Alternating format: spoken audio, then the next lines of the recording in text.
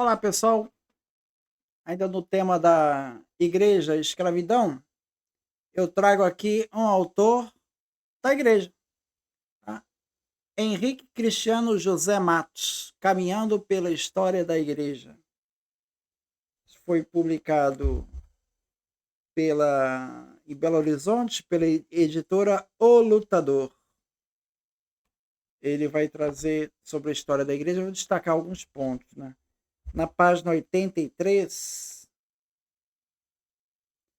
ele vai falar sobre os descobrimentos.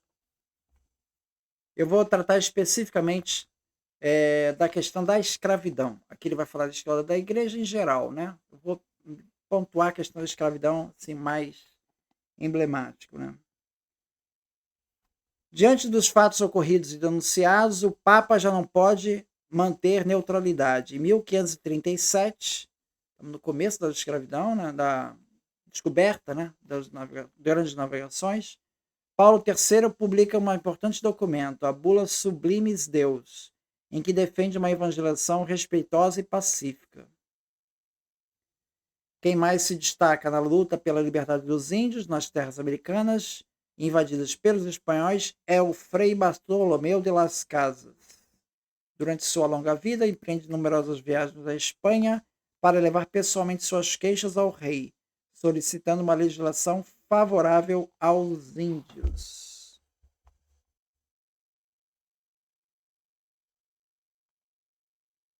Aí ele diz assim, na página 84, é triste constatar que, em relação aos negros transportados da África como escravos, não houve o mesmo interesse e empenho dos missionários.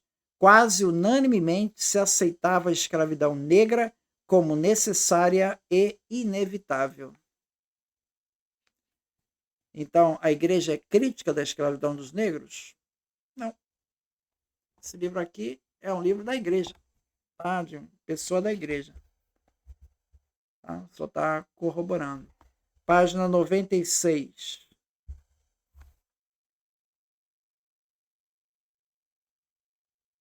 Outro jesuíta, Luiz Dagran, 1523 a 1609, dirigindo-se a Santo Inácio de Loyola, fundador da Companhia de Jesus, diz: este gentio, padre, não se converte com lhe dar coisas da fé, nem com razões, nem com palavras de pregação.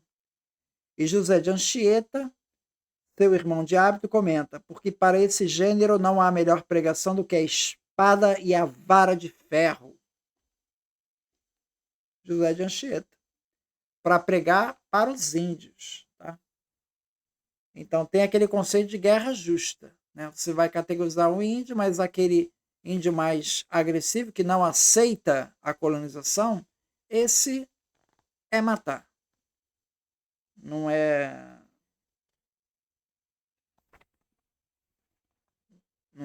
fazer outra alternativa. Né?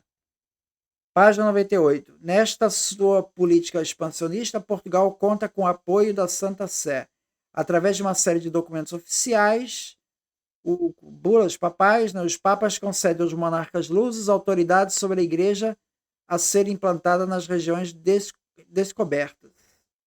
Na realidade, a alta hierarquia eclesiástica sacraliza a expansão político-comercial de Portugal, reconhecendo oficialmente a vocação imperialista deste povo em nome da religião.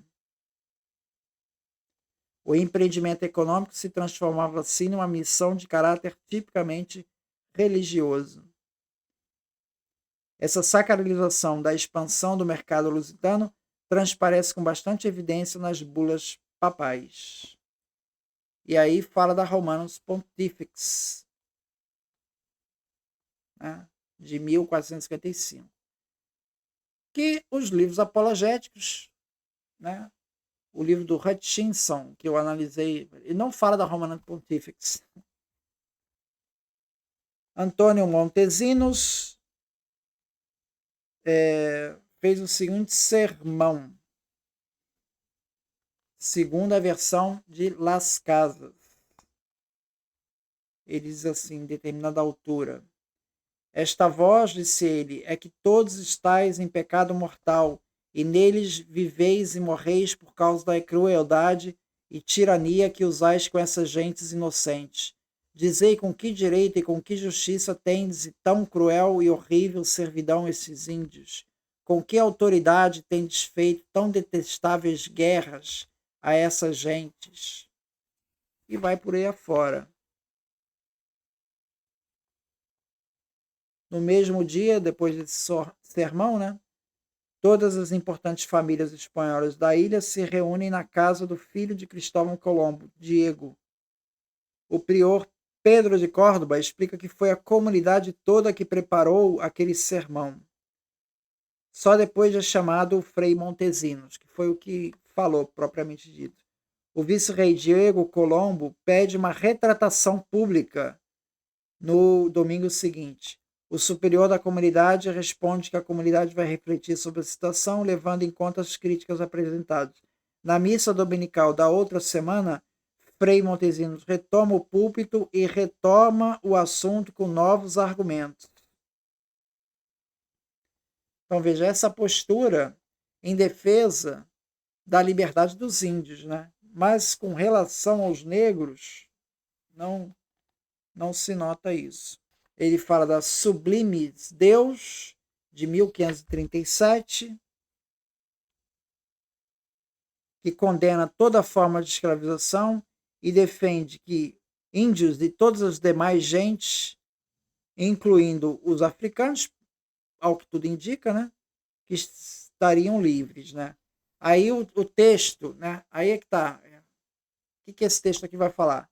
Não obstante as boas intenções, o documento pontifício ficou letra morta. Nos territórios do padroado espanhol e português, portanto em toda a América Latina, cópias do texto foram confiscadas e as autoridades não permitiram a divulgação do conteúdo da bula. Página 115. Isso com a anuência da igreja local. Entende? Então a pergunta: quem é a igreja? Você tem uma bula papal, mas que ela é ineficaz e fica por isso mesmo. 132, lembrando que essas bulas estão falando principalmente da escravização dos índios, que no caso do Brasil, os jesuítas tiveram uma luta bastante na prática, né, em defesa dessa liberdade dos índios. O mesmo não aconteceu com a liberdade dos negros, tá? O mesmo não aconteceu. Página 132. Os próprios missionários não escapam da lógica do sistema implantado. Em relatórios de meados do século XVIII, portanto 250 anos após o descobrimento, religiosos são apontados como grandes proprietários de escravos.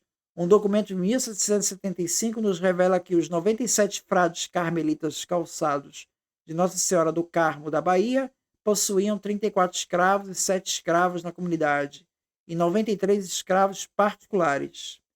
As 81 clarissas do Mosteiro do Desterro, da cidade de Salvador, tinham 290 escravos.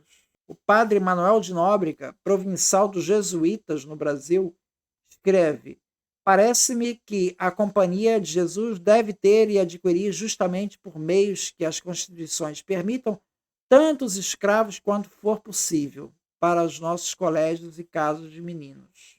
4. Mencionamos aqui o nome do jesuíta Miguel Garcia. Já em 1583 afirmava que nenhum escravo do Brasil era justamente cativo. Numa época em que o colégio da Companhia de Jesus possuía 70 escravos, Miguel Garcia escreveu ao padre Aquaviva, superior-geral da Companhia de Jesus: com essas coisas e por ver os perigos da consciência nesta terra, alguma vez me passou o pensamento que mais seguramente serviria a Deus e me salvaria, que em província onde vejo as coisas que vejo. A multidão de escravos que tem a companhia nesta província, particularmente nesse colégio, é coisa que de maneira nenhuma posso admitir. Por não poder entrar no meu entendimento, serem licitamente havidos. Quer dizer, não tem como esse povo todo aqui ser escravo lícito. Gonçalo Leite, primeiro professor de arte do Colégio da Bahia, resume suas dúvidas quando escreve: Os que vão ao Brasil não vão salvar almas, mas condenar as suas almas.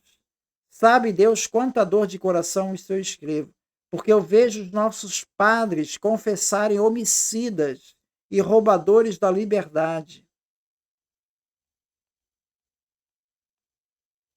Bom, o padre visitador da Companhia, Cristóvão de Gouveia, viu esses sermões aí do padre Gonçalo Leite e concluiu que ele era inadaptado e inquieto.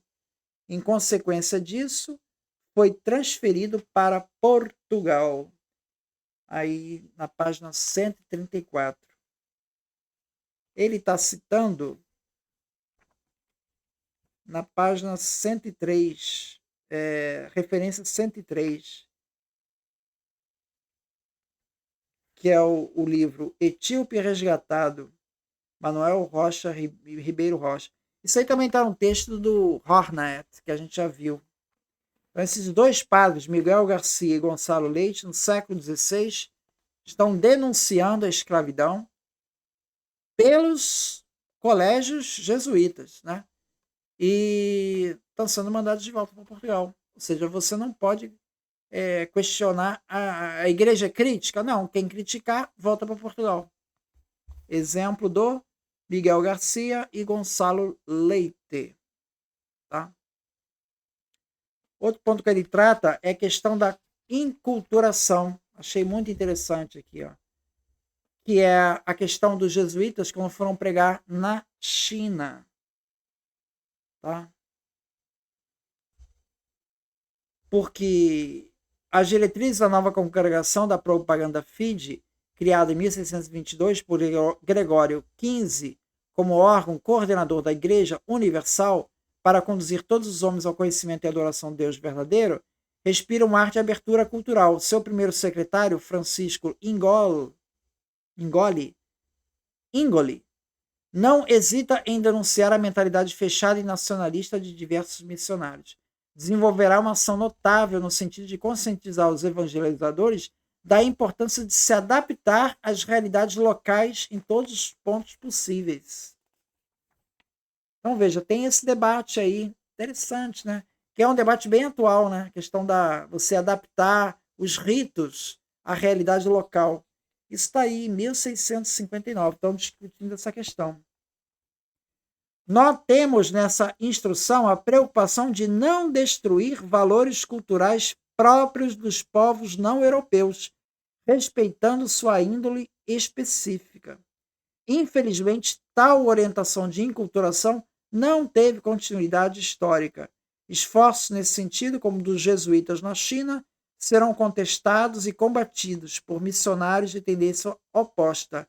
A tristemente famosa querela dos ritos é uma prova eloquente. Então tem esse debate que vai acabar encerrando essa flexibilidade. Em 1702, o Papa Clemente XI envia à China Dom Carlos Tomás Maillard de Tournon como legado pontifício. É uma escolha infeliz. O prelado entra logo em conflito com as autoridades imperiais e com os próprios jesuítas, sendo intransigente nas suas posições. Qualquer adaptação nos ritos é proibida severamente. Expulso do país, morre na colônia portuguesa de Macau. Roma dá respaldo à sua ação rígida contra essa flexibilidade na bula Esco Singulare de 1742 do Papa Bento XIV, exigindo de todos os missionários incondicional submissão. As consequências de semelhante condenação são desastrosas para os católicos de todo o Extremo Oriente, mas particularmente para os cristãos na China. Os tempos ainda não estavam maduros para uma verdadeira inculturação da fé cristã em realidades que fugiam do modelo ocidental.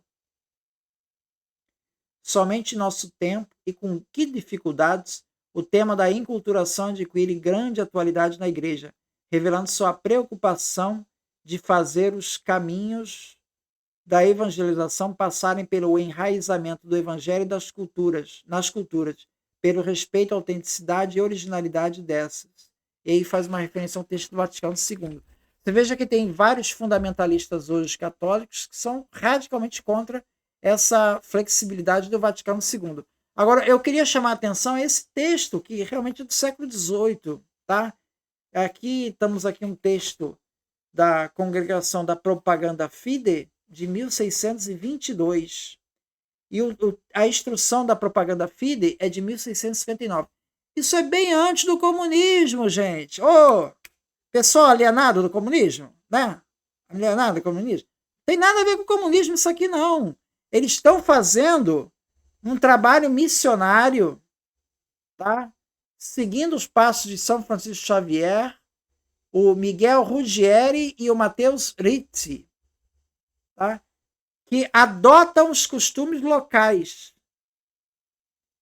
e oferecem seus serviços como cientistas. Então, vejam, eles sentem essa necessidade de enculturação. Ele está oferecendo o conhecimento dele científico e está absorvendo a cultura local, adaptando os ritos para se adaptar àquela cultura. E isso tudo foi condenado mais tarde pela igreja, pelo Papa Clemente XI, em 1702. Tá? E é um tema que está bastante presente atualmente. Né? É isso, então. Muito obrigado, então.